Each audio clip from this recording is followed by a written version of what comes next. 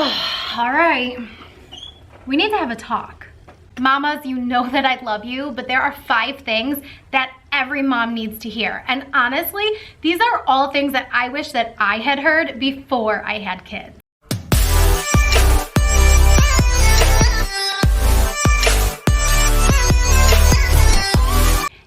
I'm Missy Hondo, your favorite pediatric sleep consultant and potty training coach. I love sharing tips and tricks about sleep training and potty training, but also all things motherhood because we're all in this together. So make sure you subscribe to this channel and click the bell so you'll get notified every time I put out a new video. So the first thing that I really wish that someone had told me before I had kids is that your journey is going to be different than your friend's journey. Your journey is going to be different than your neighbor's journey or your sister's journey or your cousin's journey.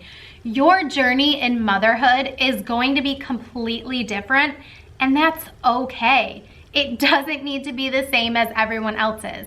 Just because one person's baby has been sleeping through the night since their baby was 8 weeks old doesn't mean that your baby is. And just because someone's kid was potty trained at 2 years old doesn't mean that your kid is. It doesn't make a difference. No one's going to college with a resume that says when their first step was, when their first solid food was, if they were breastfed or if they were formula fed, or how long they were in their crib, or how long it took them to potty train. It doesn't matter. You are the best mom for your baby. The second thing that I think that every mom needs to hear is that you need to just take everyone's advice with a grain of salt. You are going to get so much unsolicited advice through your years of motherhood, and some advice is going to be great and some of it is just going to be like, who even are you? Why are you talking to me? And honestly, the best advice that I had ever gotten was from a complete stranger in line at the grocery store. She noticed that I was super pregnant with my second child while my first child was still very young, and her best advice was to enjoy every moment and just slow down. That was honestly the best advice that I had ever been given, and I still, like 7 years later, I still think of this advice on a daily basis because I'm the kind of person who's always in a hurry to get to the next place. I'm always trying to schedule everything. I'm always trying to be like one step ahead, and it's just not necessary. Like, life goes on, and if we don't stop and enjoy it, we're gonna miss it. Name that movie. So then tip number 3 is that you need to ask for help. I know it's hard, and I know that, you know, everyone wants to be the expert in every single area because what are we called? Like the information era or something? Because there's so much information on the internet. But here's the problem. When you go on the internet, you're getting the internet. Like, you are getting a worldwide web full of information, and it's confusing and overwhelming, and then you're just going to be totally overloaded with information and you're not going to know what's the best for your child. So ask for help, whether that's sleep training, potty training, helping your child eat, helping your child walk. Maybe they need physical therapy, maybe they need occupational therapy, maybe your child needs more, maybe they need speech therapy, maybe they just need therapy. There are so many great early intervention services out there, and if you feel like your child is behind, then talk to your pediatrician, get an evaluation. Don't just wait. It is your child and you know your child best. So if you feel like you need help with your child, ask for it. And I know I'm talking about developmental milestones here, but I'm also just talking about filling your own cup. You cannot pour from an empty cup. As much as you want to do everything for your baby all the time and you don't want to have to rely on anyone else, you're going to get burned out. I promise you that if you continue putting 100% of yourself into your baby and not anything into yourself, you are going to crash and burn. And coming from a place of somebody who's been there before, I crashed and burned and I was in bed for an entire weekend, and I feel like I missed 3 days of my kids' lives because I just couldn't anymore. I didn't want to ask anyone for help. I wanted to do everything myself. At that time, I was a stay-at-home mom. I didn't have my own business, and I just felt like, hey, I'm a stay-at-home mom. I should be able to do everything. I should be the one doing everything caring for these kids.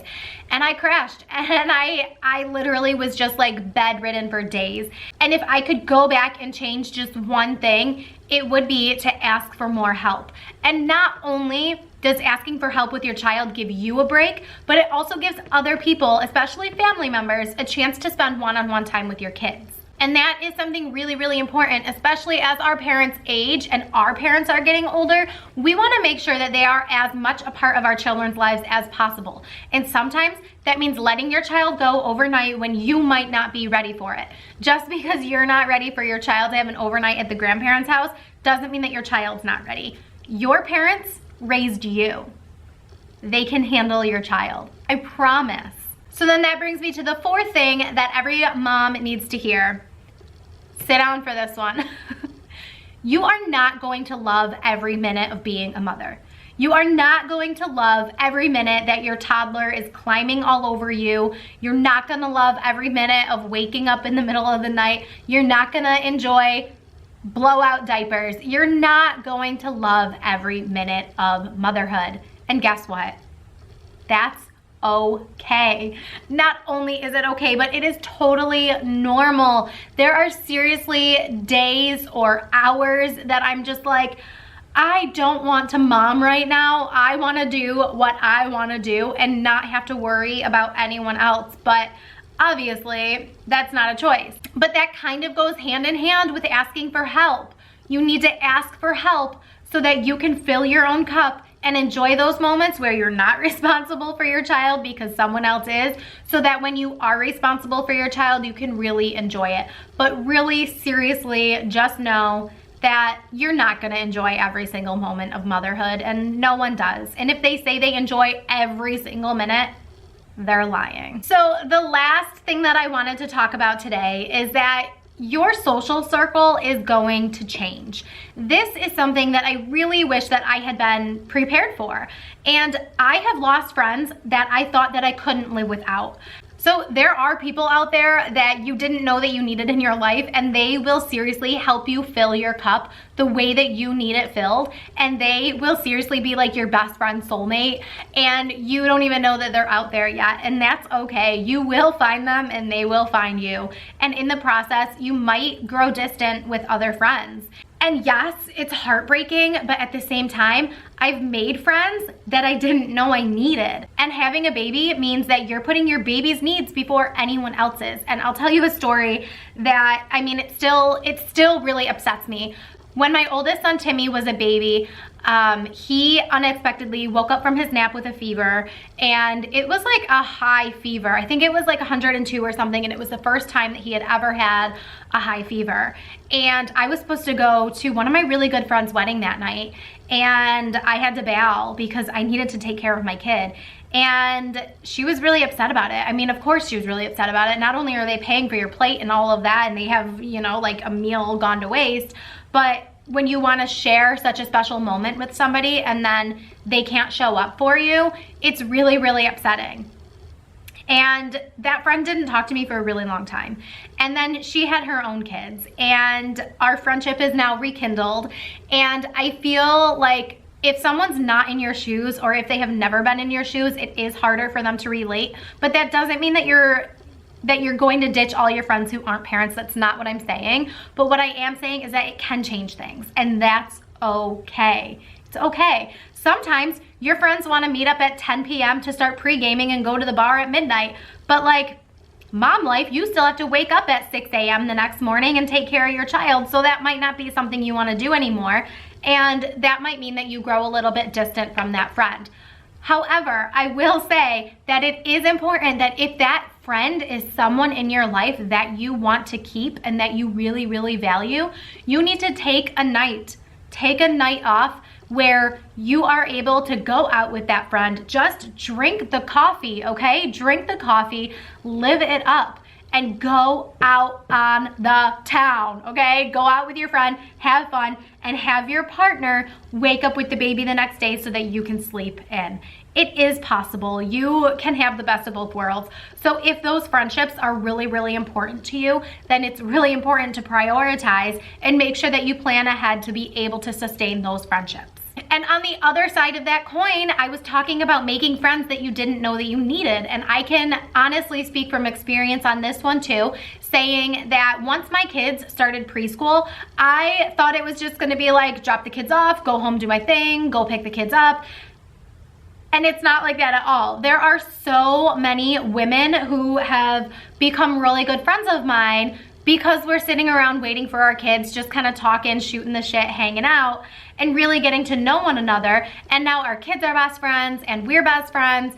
And I feel like these friendships are friendships that are going to last forever. So be open to making new friends. Like, it totally sounds like a dating experience, but when your kids start school and other parents want to hang out, or if your kids want to hang out with their kids, like, give it a chance, hang out with some mom friends or dad friends, and, you know, see where it goes, because it could be the start to a beautiful friendship.